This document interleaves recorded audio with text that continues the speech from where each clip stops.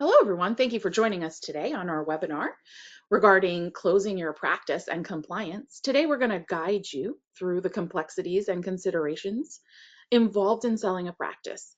We understand that closing a practice is a significant decision, and when it comes to selling, it's crucial to ensure everything is done correctly.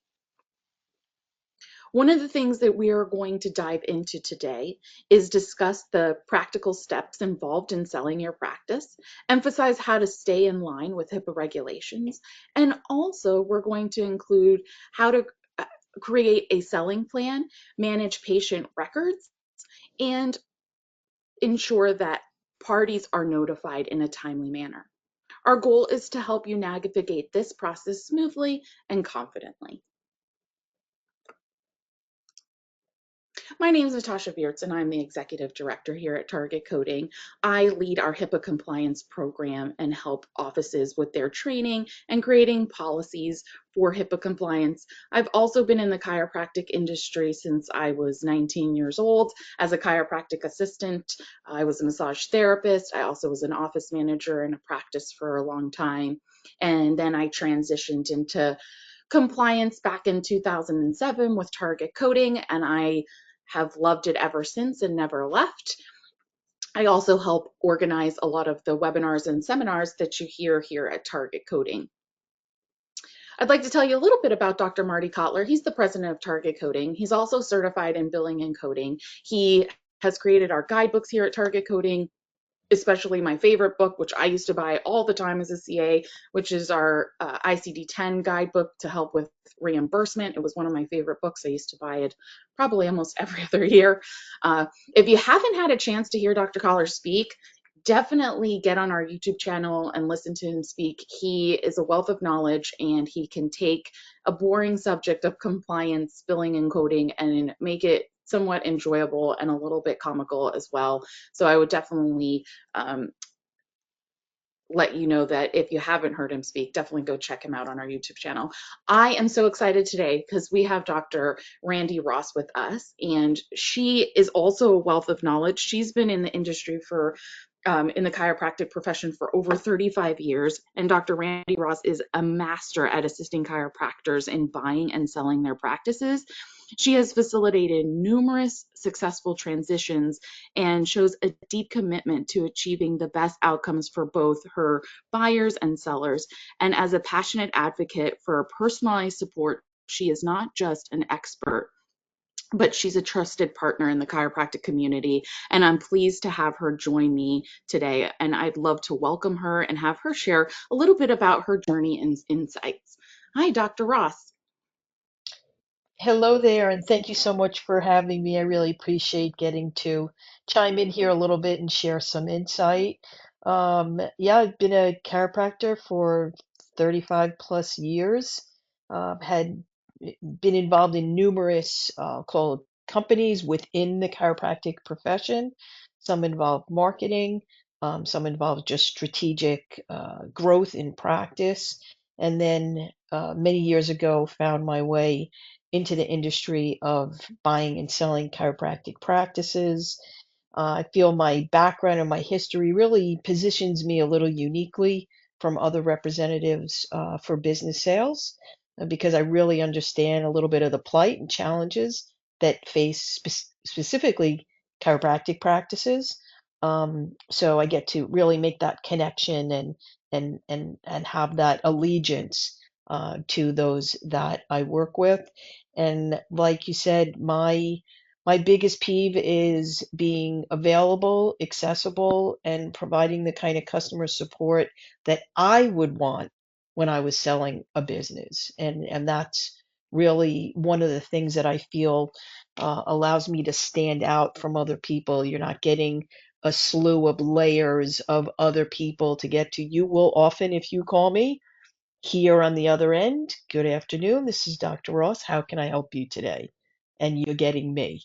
So that's, again, I feel so important in any relationship because, as we'll speak on in a few minutes, the journey of selling a practice, it's really important that you have a great relationship with the person that's representing your practice because it is somewhat of a timely experience and you really need to work together.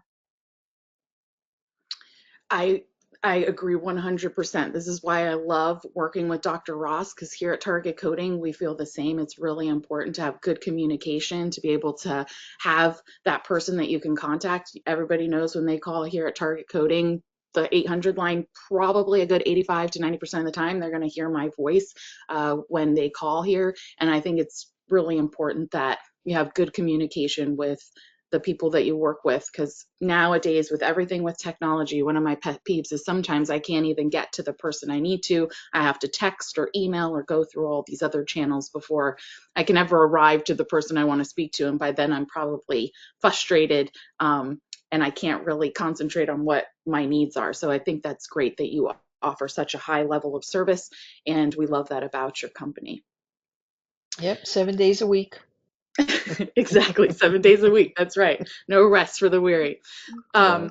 Some key components and considerations during a closure transition are HIPAA regulations, and governs how patient data is handled. The primary focus of HIPAA is to protect patient health information, and it's vital to ensure that um, that you're following this during the sale of your practice. Also, when you're selling a practice, you want to ensure that the state licensure requirements must be met by the buyer, and to ensure that they can operate the practice legally. I have been in a situation not too long ago where a physical therapist was trying to purchase a practice from a doctor, and I remember I was doing some background checks on their credentials for Medicare for the doctor, and come to find out when I was going through the process that PT unfortunately did not update their license, and they were not actually licensed at the time, because their license had, they hadn't paid the fee in time, and there was a whole bunch of different issues in regards to that. So that's one tip I would definitely say you want to make sure. Clear and comprehensive contracts are vital to protecting all parties involved. Also, final financial audits to ensure transparency and accuracy in the financial aspect of the sale is also important. Developing a closure plan, and a well structured one, is really crucial in making things smooth. You want to establish a realistic timeline that covers all the necessary steps involved in closing your practice. Also, it's really important that you get legal advice. It's invaluable in navigating the complexities of records management and other legal aspects, especially related to your state specific things. Sometimes people don't realize there's a lot of different intricacies depending on your state, and you want to make sure that you're also following not only federal guidelines but your state guidelines. Having open and honest communication with your patients and staff is essential in ensuring they're informed and supported through this process. And we're going to dive deeper into that, because I think that there's a fine line with with notifying your staff and going through that whole process. So we're going to dive a little bit deeper into that. But when we're talking about managing medical records, it's important that patient records are taken care of and managed with careful attention. They do have a lot of information in them, and on the black market, it's something that, hackers and other people that don't have great intentions want. They want that kind of information because they can utilize it for malicious purposes. So it is important that we take the necessary steps, that patient records are taken care of.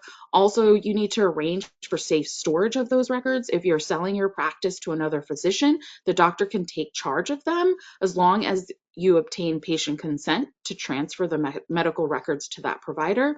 Otherwise, the practice is required to appoint a guardian of the records after the practice is closed. And this guardian needs to ensure the security and accessibility of the records, providing that patients can have a peace of mind that they can get those records when need to at a later date. It's also important that you check with your malpractice insurance carrier for how long they require medical records to be retained, which may vary depending on if they're an adult or a minor, or other factors. So you definitely want to check. And also, some state regulations have different requirements for keeping records. excuse me, handling patient records, whether electronically or paper based, demands attention to detail, and EHR offers benefits but requires strict compliance measures. It's essential to follow all applicable regulations regarding records retention.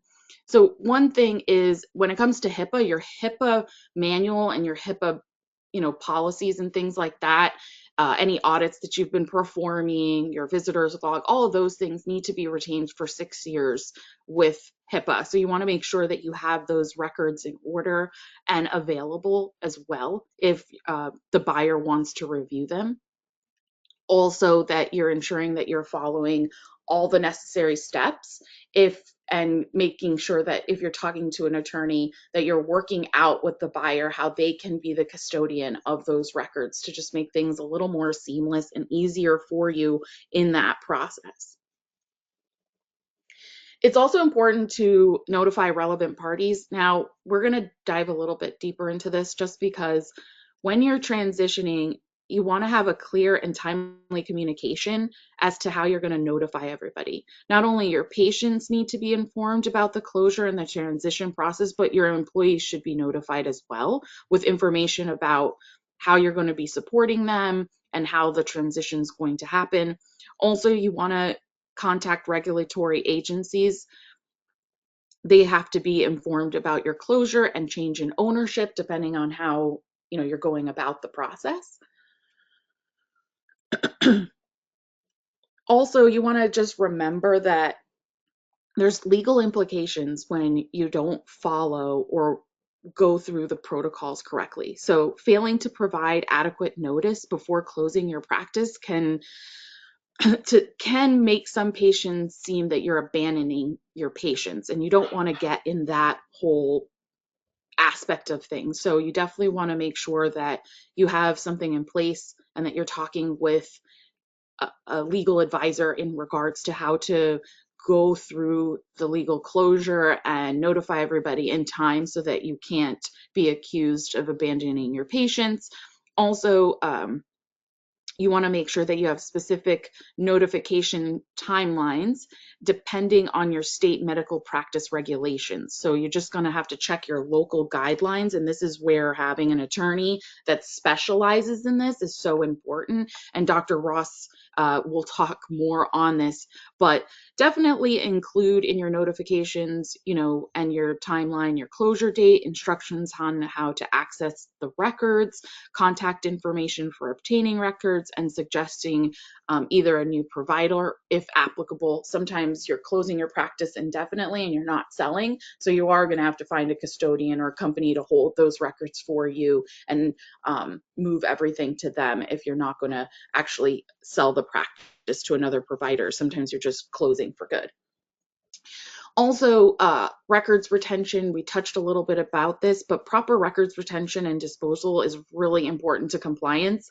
It's part of your compliance program. When you are disposing of anything, you're supposed to actually log that and record that. So when you're transitioning your practice as well, you're going to be following similar protocols in regards to HIPAA and compliance. You have to obtain authorization from patients to transfer their records and store untransferred records securely. You need to adhere to your state-specific retention periods. So this is also really important, as well as follow HIPAA compliant disposal guidelines and make sure that which items are even eligible for disposal, because sometimes you can't dispose everything at once. It has to be tiered depending on how old the records are, when was the last time you saw that patient, all of those factors. So those are things that you definitely want to research, touch base on, and uh, speak with an attorney about to make sure that you're following all the federal,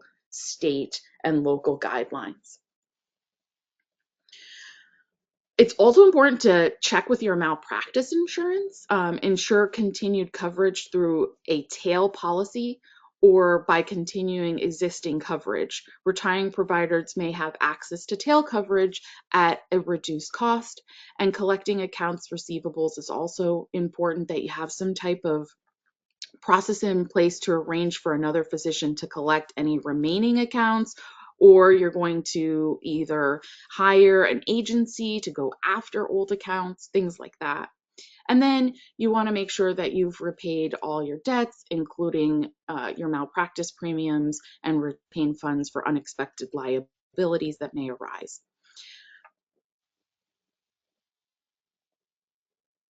Now, we want to navigate to the sale of the practice, and this is where Dr. Ross is the expert, and I'm really going to kind of have her take over because when you're selling a practice, this is her expertise. My expertise is going to be the compliance aspect, going over all the proper policies and procedures with HIPAA and making sure that you have all the things in place to protect patient health information and during the transfer of electronic records and all of that.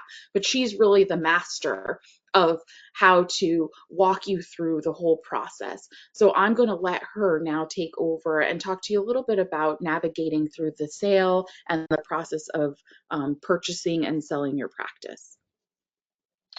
Well, thank you. First, I would say the biggest decision, and Tasha actually mentioned this early on, is deciding to sell your practice. And for some people, it's a bit of a challenging decision.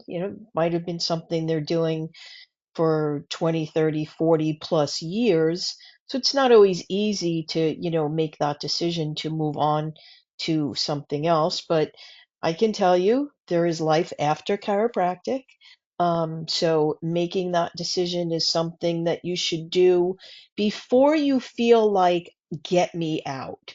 That's not a good position to be in for you or for the practice or for a potential buyer. I always tell people, usually when you're thinking of 3 to 5 years that you would like to be retired and on the other side of practice, is really a good time to start the practice. For some people, even before that, because a lot of the buyers today are investors and they actually like when people stay on for a given time. But for the normal, what we call purchase of an owner operator purchasing your practice, that 3 to 5 year mark, one of the biggest mistakes that I think people make is they'll call me to get a feel for what the process looks like. And then I always tell them, if you've made this call, you're probably a little further along in the mindset of retiring than you think.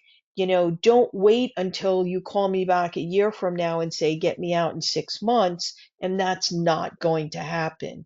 So you really have to time things properly. It's not like selling a house.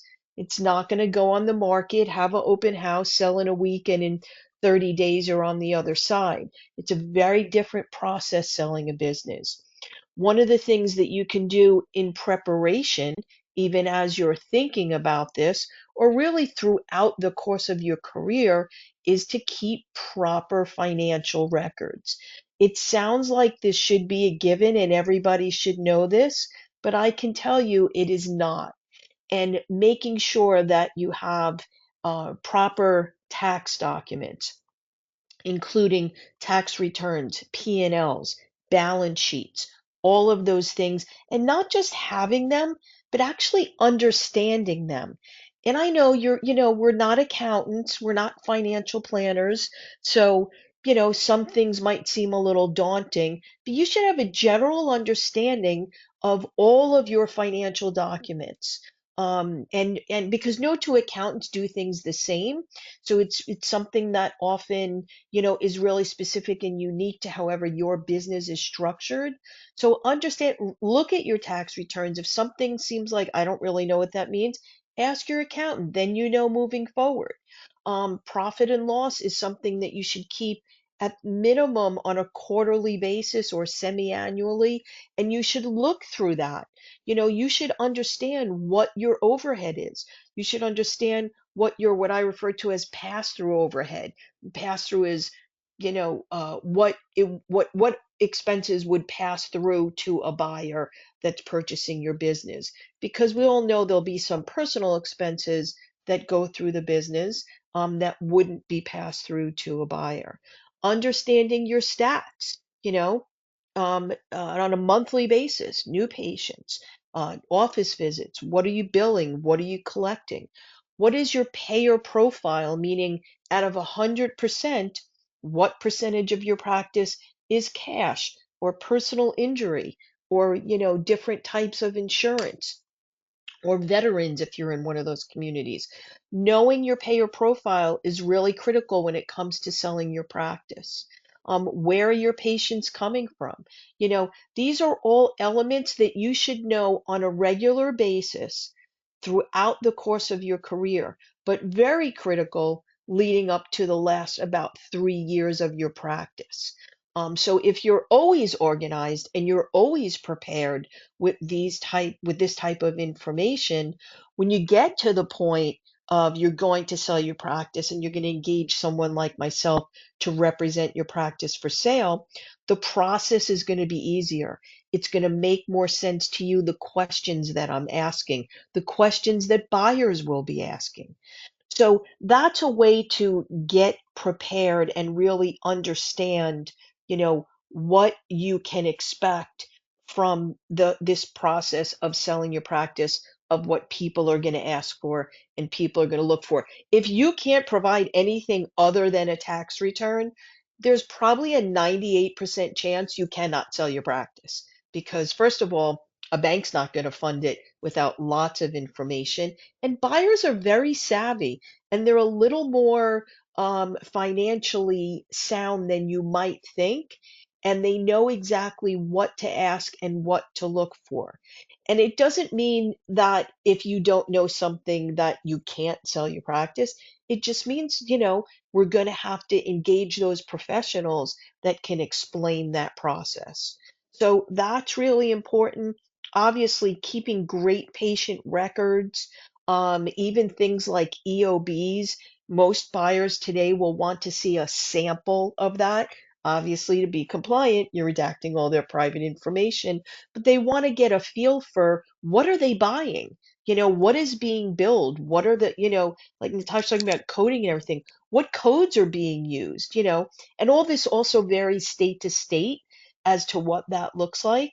Obviously, if you have a cash practice, some of the things that we're talking about will differ somewhat. So that's the best way to get to that point of being prepared, of where we get to where we can start offering the practice for sale.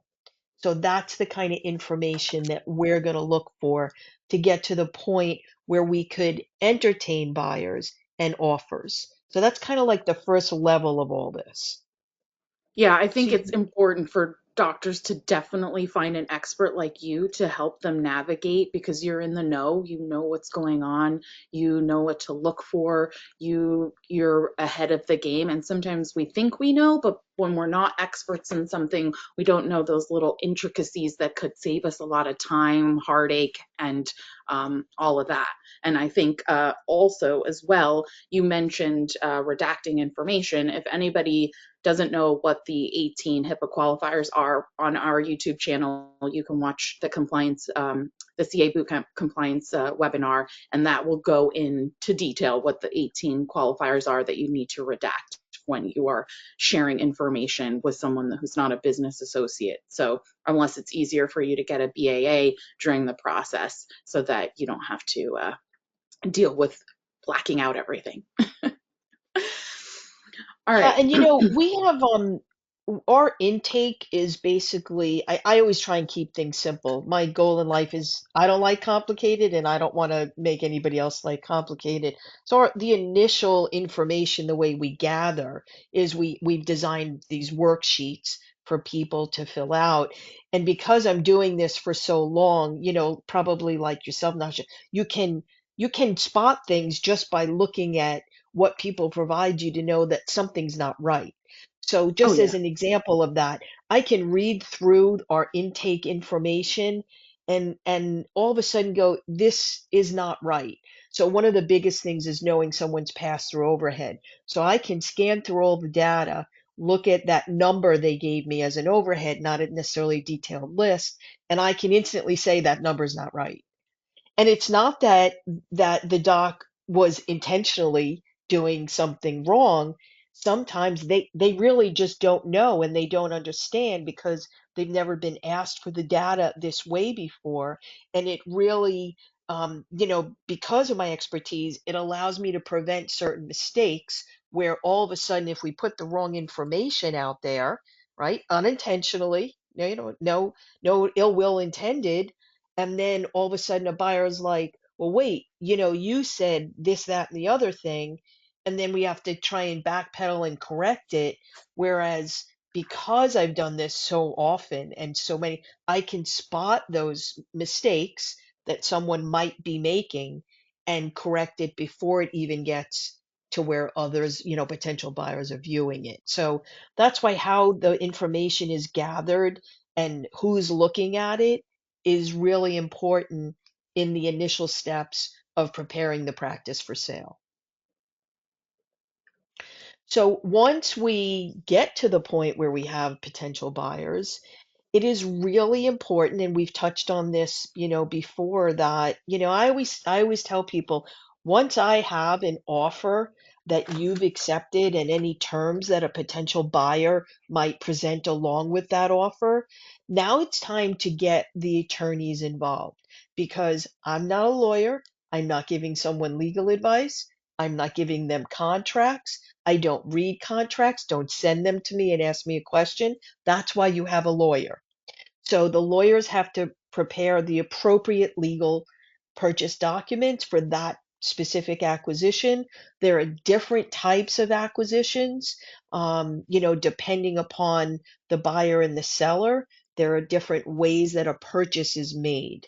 So that's where the legal expertise come in to manage, certain aspects of populating the document, of the attorneys going back and forth until everybody likes the way everything is, because nobody ever likes the way it is first time. If there is also real estate involved, which very frequently the owner of the clinic would own the property that the clinic has been running in, that might be part of the sale. That's a separate document for attorneys to populate. And all of these things also play into the bank that is, going to be funding this acquisition. So these legal documents are not just important to the actual buyer and seller completing the process, but banks are very, very particular as to what those documents look like. So I'm kind of beating a point here to let you know, could you do this without an attorney? I guess you could, but you shouldn't. This is a very important step in making sure that everything's handled properly, because the attorneys will also have sections within there, and this is what Natasha was touching on too, that relate to the transfer of conservatorship of files. So that's actually part of your legal document. If you don't know how to do that and you don't know how to address that, there's a good chance you're going to do it wrong. So don't take advice from people, because you'll have people tell you you don't need to hire a lawyer, you don't need to pay for that. No, yes, you do. This is a business transaction, and a proper business transaction involves having the attorneys and the legal advice that is experienced in these types of acquisitions and sales process to make sure that you're being protected. That's what the document is for, that not only is the sale complete, but are you doing everything legally? Are you following the guidelines for your particular state and for our profession? So it's very important that you don't look at an attorney in this situation as an unnecessary expense. It is a very necessary expense that's part of the process. So that is really critical to understand. And then when we get to the point where, well, let me backtrack for 1 second. If the buyer if they're working with a bank, majority of chiropractic acquisitions are through SBA lenders. So it's very involved, and you have to be prepared that they are going to dive deeply into your financials and ask a lot of questions. you can't feel like they're bothering you. You can't get defensive that someone is questioning it. That's their job. That's all they do all day long is look at financials and ask questions that maybe the answers don't make sense to them at the moment looking at the document. And that's one of the reasons, because we go back to what I said a minute ago, no two accountants prepare documents the same. So they're not going to understand where an accountant put something or in what category. They're going to ask a lot of questions. I always tell people just take one question at a time and answer it. They're going to ask you for documents. They may ask you for the same documents 3 times. Don't send a nasty email that says, I already sent that to you. Just send it again and request that they're acknowledging receipt of it. It's just the way it works. So that's important to know that there will be a lot, and that's what I handle really. If you're my client, I'm the person that's working with the bank. I do not put that on you. I kind of filter through what information I might already have, so you'll never even know that was asked. And if it's something I don't know, might be going back to you, the seller, or sometimes I deal directly with someone's accountant to try and facilitate that information to the bank as quickly as possible. Because it is a lengthy process, we don't want to be the bottleneck in any of that as well. So that's also something else that I will handle. Um, the potential buyer may also want to continue to review the different stats in your office during this time of purchase. A purchase can take anywhere from start to finish to 2 or 3 months. In some very complicated acquisitions can take the better part of a year. So during that process, the potential buyer wants to make sure, hey, you didn't check out, and all of a sudden they're buying a practice that's down 30% because you were sitting there going, well, I got a buyer. I don't have to work so hard anymore. So that's also important to, I always say, act as if your practice isn't for sale, or act as if your practice is not in the sale process. Keep things going. And guess what? During that time, you continue to make money. I know there was a little mention a few minutes ago, about your accounts receivables. That's actually kind of a secondary conversation. It really, again, depends upon the purchase. Some people don't want to sell their AR. Some people want to. Some people don't want to buy someone else's AR, and some people want to buy AR. A bank will actually fund, depending upon the bank, between 60 and 90 days of outstanding AR, because that gives instant cash flow to the buyer. So it almost gives them a little bit of working capital, and that's a whole nother element where we really have to dive deep into your AR and determine, with an aging report, what is real and what isn't, what we know historically percentage will be collected. So there's a lot of variables that go into the whole AR element. Another thing to be aware of, if you happen to have a type of practice where you have plans that people pay for upfront, or maybe even just pay in advance for X number of visits as a convenience factor. When you sell your practice, whatever services have not been provided but you have been paid for, that has to be given. Those funds have to be given back to the potential buyer. That all happens. Again, this is where an attorney comes in. They will make all of that part of the closing statement for the complete sale. So something that's really important for those people that do run practices where you have these plans, you really have to keep good records, and that those funds again have to transfer back to a buyer at the time of closing. So that's an important thing for people to be aware of. And then actually what we call transition, of the practice of the patients themselves. It happens relatively quickly. I'm not talking about the data the records that Natasha touched on. I'm talking about the actual transfer of the patients. For the most part, once someone is a new owner from day one, they are the ones that see any new patients that come in, not the exiting doctor. Again, there are situations where that isn't true, but grossly for the most part, this is how it works. And what the exiting doctor is doing is transitioning the active patient base that's there at that time. Believe it or not, in most practices, that will happen within a couple of weeks. And typically, what we see is after 3, 4 weeks max, there's really nothing left for the exiting doctor to do. They've transitioned the active patient base. They've taught the incoming doctor the different ways that the practice runs and how the patients are being treated. And there's been that co-treatment for, for a number of visits and gone through files and, seen if there's been any other questions. And that's typically what we see. Again, there's exceptions to that where people do stay on, as employees to the new buyers or sometimes as a minority partner. But and the different timelines of informing people and educating people about the transfer of the clinic. We have a variety of different letters that people kind of pick and choose what they like and create their own letter that's sent out to the database. And as much as we like to think that our patients can't survive without us, I can tell you that that's not true. And people are often very concerned, like my patients are going to be so upset and everything. And the bottom line is doctors retire all the time. My dentist just retired. I just got a little postcard with a picture of him fishing.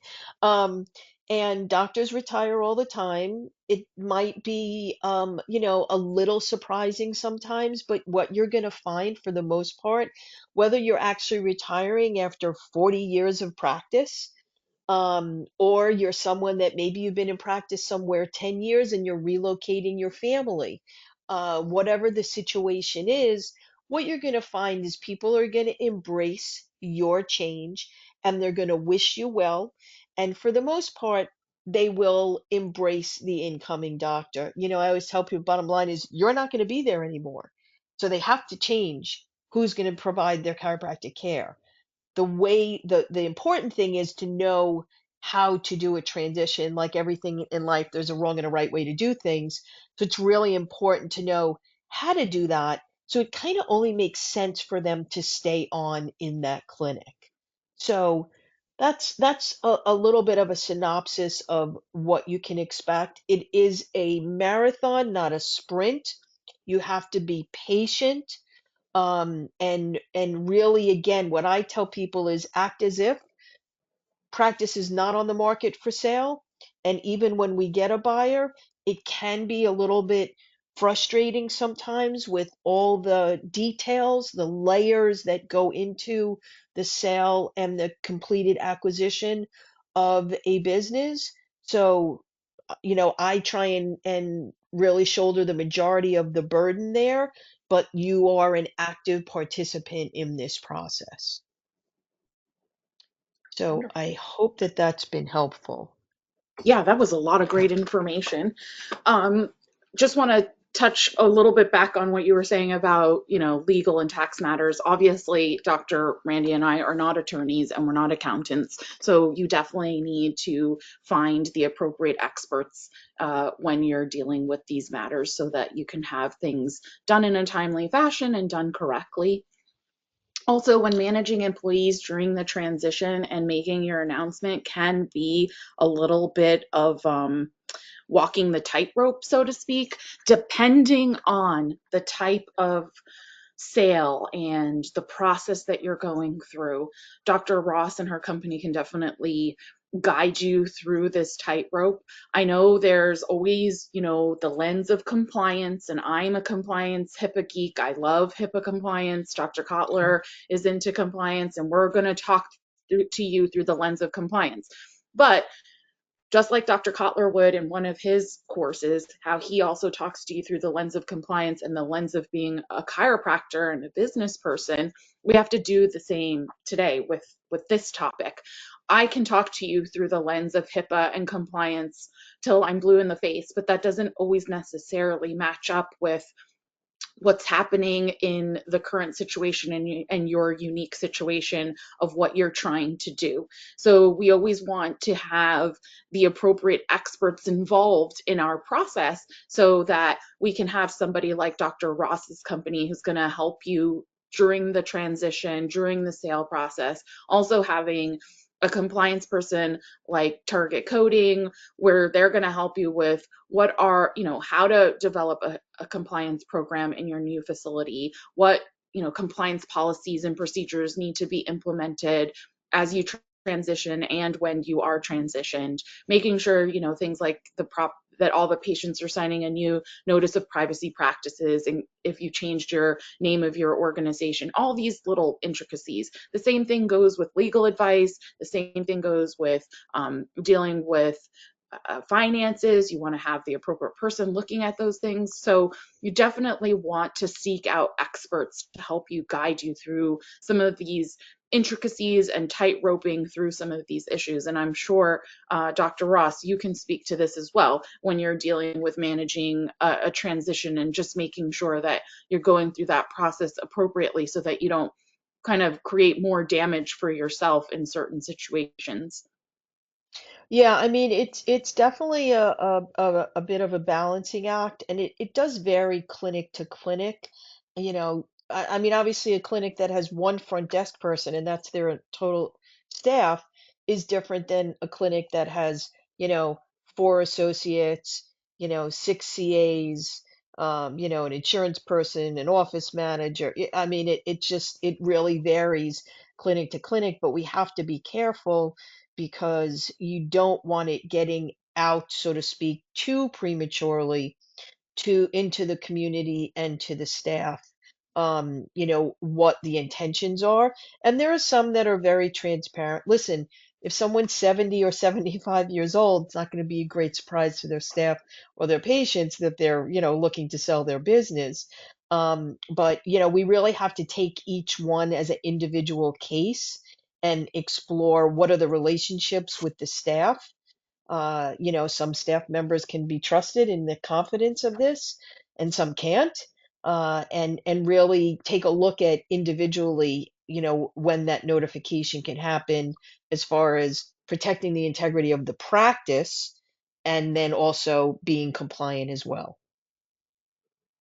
Yeah, and I think also the timing of your announcement to your community and to your patients is also something that you need to kind of make sure you do it in the right order, because that can also cause panic uh, with your patients without them needing to panic about anything, and just being able to everybody being on the same page so that when your patients find out, your staff are able to handle the situation, appropriately. I have been in situations where the staff have found out through a patient, which makes things even more complicated. No, that's um, not good. No, part of what we do as far as transition coaching is with the staff, that making sure that, they're backing up the process, that they're making, listen, they're the first and last line of defense with patients. I say it So all the time. I them agree. yeah, them being on board and kind of knowing the right things to say that add comfort is, again, it's part of the transition coaching that we offer, to help make the process as smooth as possible. And that's the beauty of having someone like Dr. Ross and her company helping you through the process, because selling a practice is definitely a big decision. It takes a lot of careful planning and adherence to regulations. Not only that, I think by following some of the steps that we gave, it's going to help make things easier and have a smoother transition. And we really wanted to put this webinar together to share some information and shed some light on this topic, because Dr. Ross and I have found that there's a lot of misinformation out there about this process. Sometimes it can seem scary to offices, or they don't get the proper help, and then they get into weird legal situations or weird compliance situations, and we're trying to unravel something after the fact. So we really wanted to join forces today to put something out there for you, to give you some type of guidance, give you some type of clarity that you can have a successful transition and minimize any legal issues or compliance issues, and that there are professionals out here in the industry that are here to help you, that understand your needs and give you the attention that you need during this new chapter that you're trying to transition into. And Dr. Ross, is there any additional comments that you want to tell our audience today about your company and how your company can help them just alleviate a lot of these stressors that we take on when we're trying to deal with this process of either closing or purchasing or transitioning out of a practice? I think one of the things is that anyone can call me, and I know we're going to show my contact information. I will talk to anyone, wherever you think you are in the process. If you're not sure, if you're sure, wherever you are, we can have a conversation and see if it's the right time for you. We represent practices from, single owner, single doctor practices all the way up into, multiple clinic owners that have, 5, 10, 20, 25 clinics and have, dozens and dozens of staff. So wherever you fall in the realm of things, know that we have the knowledge and expertise to guide you. And I'm happy to have a conversation with anyone to see if it's the right plan for them to move forward. Wonderful. Well, I want to thank everyone for joining us today. I just want to remind you, Target Coding is here to help you with all your compliance needs regarding billing, coding, documentation, and compliance. We're here to help you not only do things right, but also increase your reimbursement while doing that. Our goal is to be a resource for you. So if you have any questions for myself, Dr. Kotler, for Dr. Ross, our contact information is up on the screen. You can always call us at 1-800-270-7044. Feel free to email us. My direct email is natasha@targetcoding.com. You can also scan the QR code up on the screen. That gives you direct access to my calendar, so you can definitely pick a time that works for you. Check out our YouTube channel. It's filled with resources and information. Join our newsletter list. We put out a weekly newsletter that keeps you up to date on what's going on in the industry so that you know how to stay up to date. We're constantly doing webinars and seminars for you to be in the know in regards to billing, coding, compliance, and specific things. We try and do those not only in a fun format through webinar and an easy way for you to access the information, but we also have classroom seminars. We try and pick fun destinations that you would like to come to, like Florida. We're going to be doing an event out there shortly on personal injury, and we're also going to be bringing our cruise back, and that will be in December of 2025. We'll be heading out to sea then. So definitely this is time to start planning your CE vacation so you can get your CE credits and vacation at the same time. But we have a wealth of information for you to access. We're always here for you if you need anything. And we want to thank you for joining us today on this webinar, and we'll see you soon. Bye-bye.